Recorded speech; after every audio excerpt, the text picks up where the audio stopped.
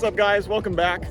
Today I have a bit of an experiment to do with the Miata, so let me hop in the car and I'll tell you what I mean. Okay, so here's the deal.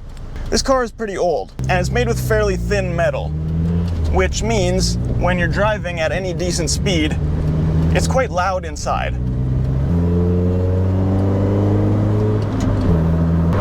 Especially when you're going highway speeds, the road noise is fairly intrusive, I would say. And obviously that's partly to do with the soft top roof, because there's wind going over it and, you know, obviously that's louder than if it was not a convertible. But also just the noise of like the engine and just the tires on the road. It can get pretty tiring, honestly, when you're doing a long drive on the highway.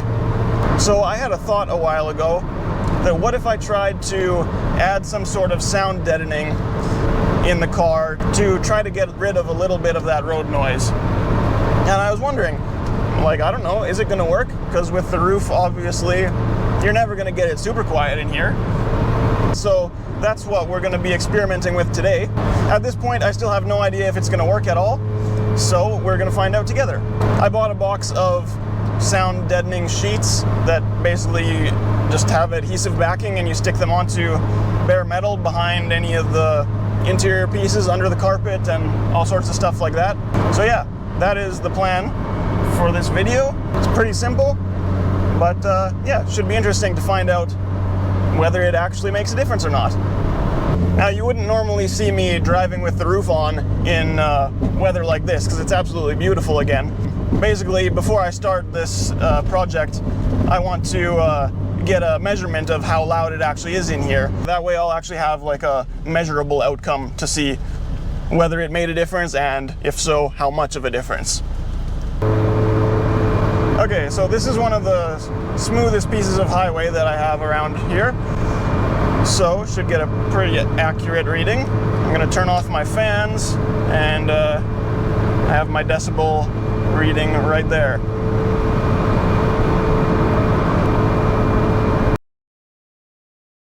Okay, so cruising at exactly 100 kilometers per hour to make it easy.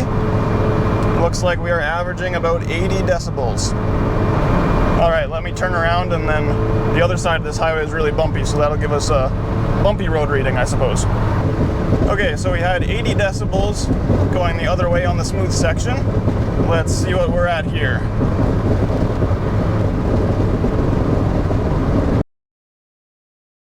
Looks like about 84, 85-ish.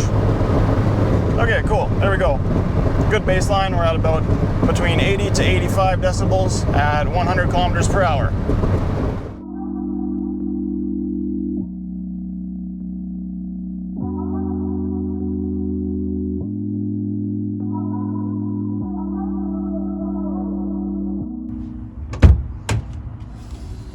Okay, I think I'm gonna start with the doors because because I think they should be one of the easiest parts. So, let's take off this door panel and see what's behind.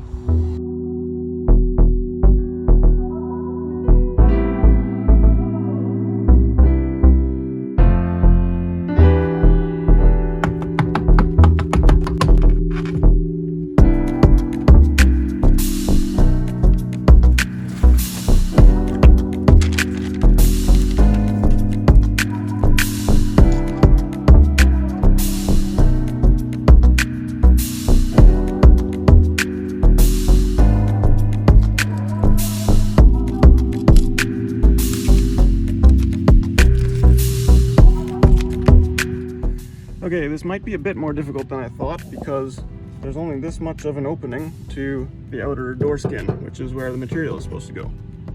So it could be kind of difficult to actually apply it properly through such a small hole. But let's give it a shot.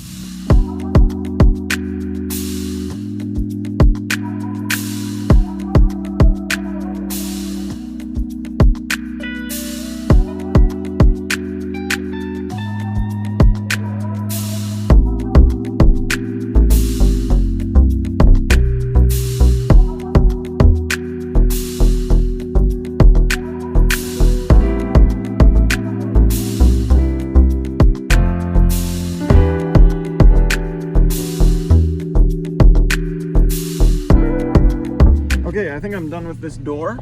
I've got a decent amount of coverage in there. A couple sheets on the bottom half, and I got one in the top half as well. So yeah, I think that's pretty good. I've noticed if I knock on it like that, you guys probably can't tell, but it definitely sounds a bit less metallic and hollow than it did before. So yeah, I think that should be good for this door.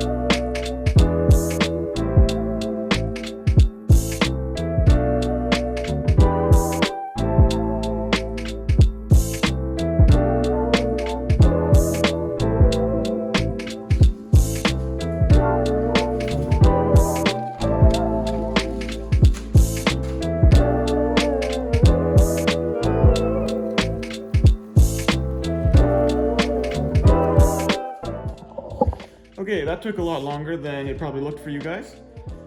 But basically, now I have the doors and all the floor into the footwells and the transmission tunnel pretty much all covered, and a little bit on the back here as well.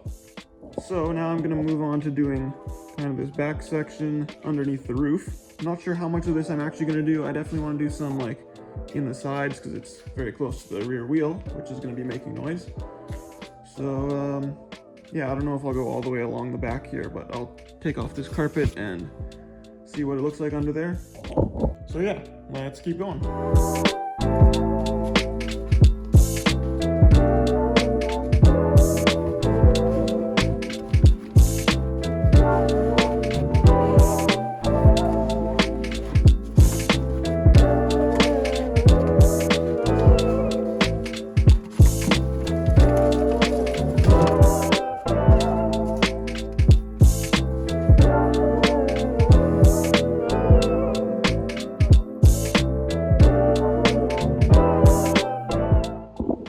Okay, so I have the majority of this back area covered.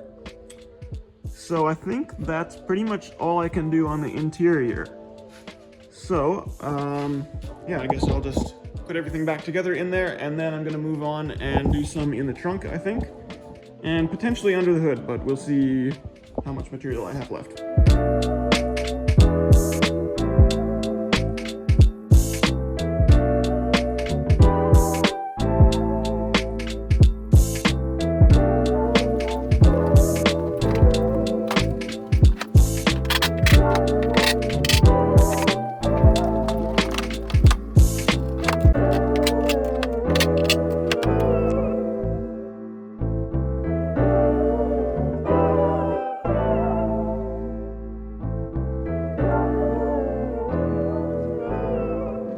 Alright guys, I think I am pretty much finished with the sound deadening. I finished up the trunk the other day. I got a bunch underneath here, under the spare tire as well, and up here, and a little bit on the trunk lid. I haven't done anything under the hood yet. I do have a little bit of material left, so I could potentially do that, but I think I'm going to leave it for now because I don't really get a ton of engine noise inside the car, I think. So basically, I'm calling it done for now, and I'm gonna go for a test drive and check what the decibel reading is and compare it to before. And yeah, see if it made a difference, and then we'll go from there, I guess.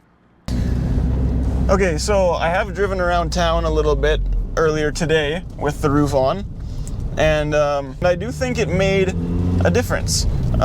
It's kind of hard to explain, but I would say the car just feels like less of a tin can. Like it just, overall, it just feels more solid and like less rattly.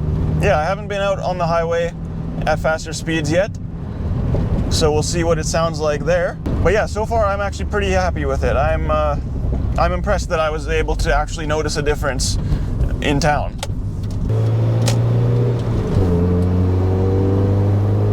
All right, let's get up to speed, and then I'll start my decibel meter.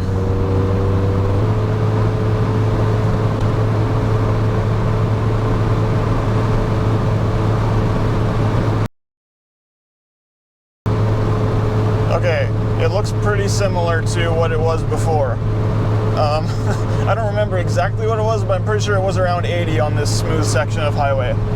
And here we were between 78 to 80, so maybe it made a slight difference. Yeah, I don't know. It doesn't sound like a night and day difference in here, but I can't tell that it's, yeah, just the car's more solid, like I said before. It's hard to explain. I am curious about going on this bumpier section now, because I'm wondering if some of the rattling from all the bumps is going to be dampened. Because in town it definitely sounded like going over bumps and stuff, the rattling was definitely a lot less than before. Okay.